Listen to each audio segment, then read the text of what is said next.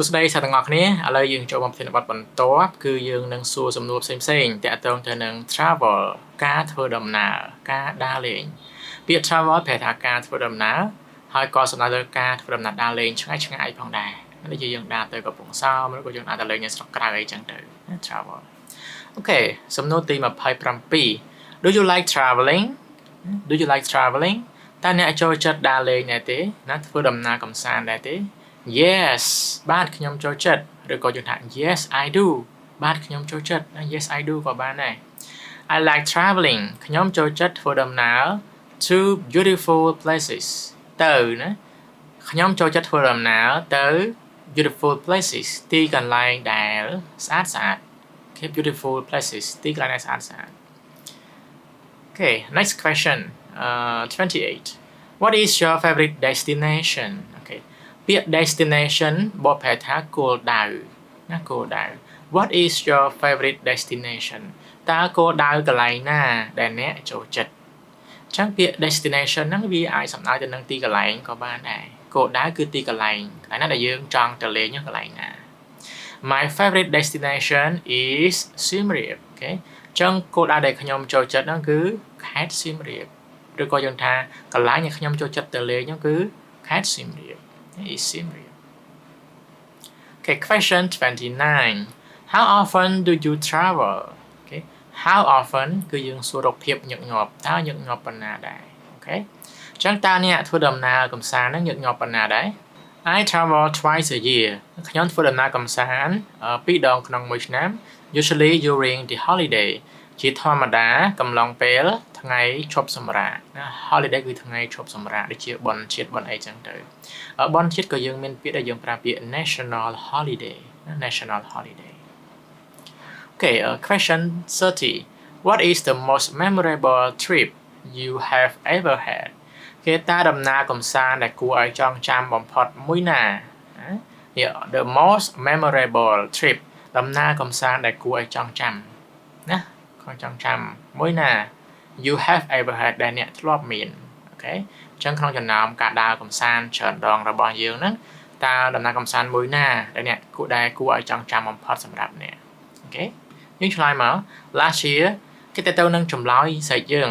ចង់ឆ្លើយអំពីអីដែលយើងចង់និយាយឆ្លើយមួយណាក៏បានដែរអូខេ Last year I went to Siem Reap to see the sunrise on top of Angkor Wat ណា last year កាលពីឆ្នាំមុនខ្ញុំបានទៅខេត្តសៀមរាបដើម្បីទៅមើល to see sunrise ទៅមើលថ្ងៃរះនៅពីលើប្រាសាទអង្គរវត្ត It is amazing ណាវាអស្ចារ្យណាស់ឬក៏វាស្អាតខ្លាំងណាស់ It is amazing អូខេនេះចម្លើយយ៉ាងវែងបន្តិចណាវែងបន្តិចតែម្ដងទៀតតើតើនឹងចម្លើយអូខេយើងឆ្លើយតាមបែបយើងចង់ឆ្លើយថាម៉េចយើងនិយាយចឹងទៅ Question 31 Do you prefer traveling alone or with friends តើអ្នកចូលចិត្តណាធ្វើដំណើរកម្សាន្តម្នាក់ឯងឬក៏ជាមួយនឹងមិត្តភ័ក្តិណា with friends I prefer traveling with friends ខ្ញុំចូលចិត្តធ្វើដំណើរជាមួយមិត្តភ័ក្តិ because ពីព្រោះតែ it's more fun ណាវាសប្បាយជាង it's more fun ណាវាសប្បាយជាង Okay 32 What is the best food you have tried while traveling តើម្ហូបដែលឆ្ងាញ់ជាងគេណាម្ហូបអីដែលឆ្ងាញ់ជាងគេដែលអ្នកធ្លាប់បានភ្លក់ណាដល់ពេលដែលអ្នកធ្វើដំណើរកម្សាន្តអូខេម្ហូបអីដែលឆ្ងាញ់ជាងគេដែលអ្នកធ្លាប់ភ្លក់ដល់ពេលដែលអ្នកធ្វើដំណើរកម្សាន្តណា Roasted chicken in Siem Reap ណាមាន់ដុតនៅខេត្តសៀមរាប It's very delicious